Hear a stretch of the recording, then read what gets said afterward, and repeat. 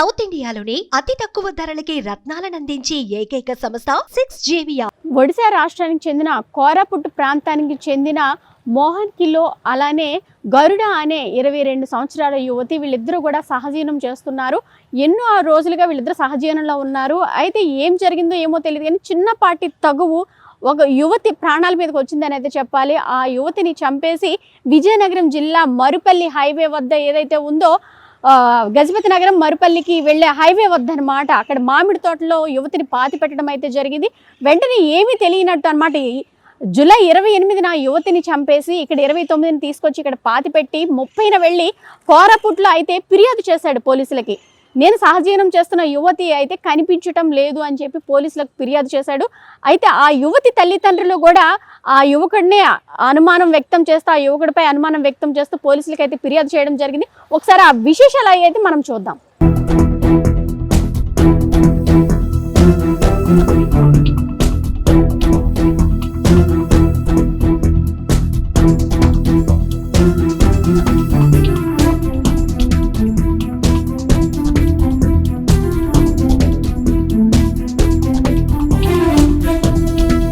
July 28న అల్పినా గరుడ అనే యువతిని చంపేసిన ఆ యువకుడు ఏమి ఎరగనట్టు వాళ్ళ మధ్యనే తిరుగుతూ ఎక్కడికి వెళ్ళిపోయిందో తెలియలేదు అని నాటకాలు ఆడుతూ ఏమి ఎరగనట్టు పోలీసులకు వెళ్ళి ఫిర్యాదు చేశాడు. కరెక్ట్గా 15 రోజుల వ్యవధిలోనే ఆ కేసును ఛేదించి పోలీసులు ఆ యువకుడిని అయితే పట్టుకోవడం జరిగింది.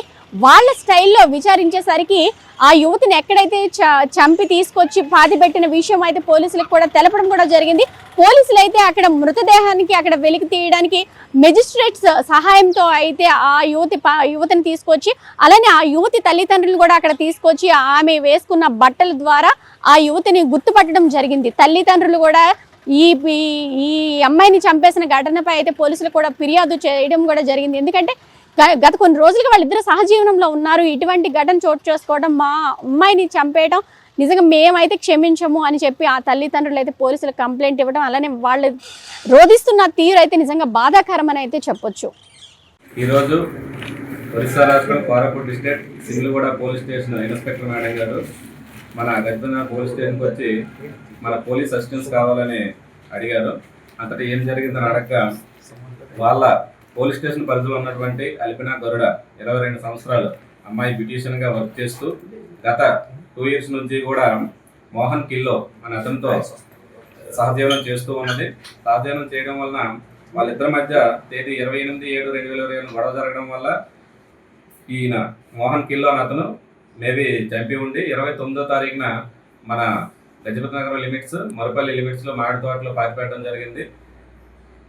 దీనిపైన తెలివిగా మోహన్ కిల్లో అతను ఏం చేశారంటే సునాపేట పోలీస్ స్టేషన్లో మిస్సింగ్ కేసు ఇవ్వడం జరిగింది. బట్ ఎవరైతే అల్పినా గరుడ ఉన్నాయో వాళ్ళ అమ్మ నాన్నలు మాత్రం తన కూతురు మిస్సింగ్ పైన కొన్ని అనుమానాలు ఉన్నాయని రిపోర్ట్ ఇవ్వగా అంతటా వీళ్ళు మర్డర్ కేసు కట్టి ఎవరైతే మోహన్ కిల్లో సహజీవనం చేస్తున్నారో అతన్ని అదుపులోకి తీసుకొని ఇంటరాగేషన్ చేయగా సింగిల్గూడ పోలీసు వారు అతను చెప్పిన విషయం ఏంటంటే చంపేసి పలానా గజపతి పోలీస్ స్టేషన్ లిమిట్స్లో పాతిపెట్టని చెప్పడంతో వాళ్ళు ఈరోజు ఇక్కడికి రావడం జరిగింది.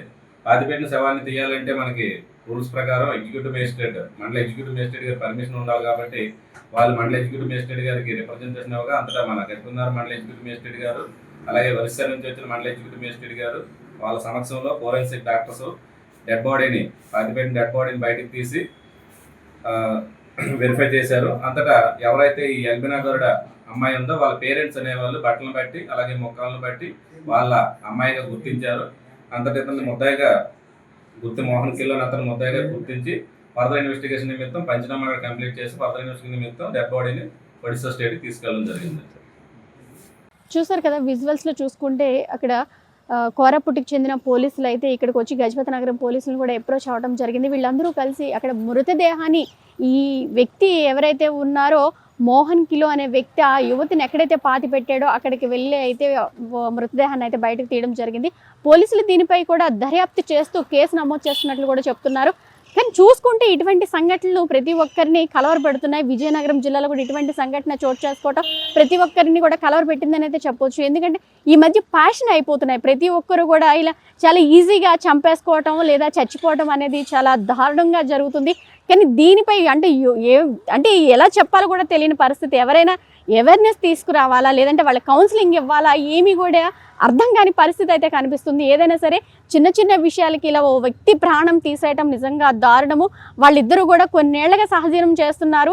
ఏది చిన్నపాటి గొడవ వల్ల ఓ యువతి ప్రాణాన్ని తీసినటువంటి ఘటన చాలా బాధాకరమని అయితే చెప్పొచ్చు. ఈ ఘటనపై అయితే పోలీసులు కేసు నమోదు చేసి దర్యాప్తు చేస్తున్నట్లు కూడా తెలుపుతున్నారు.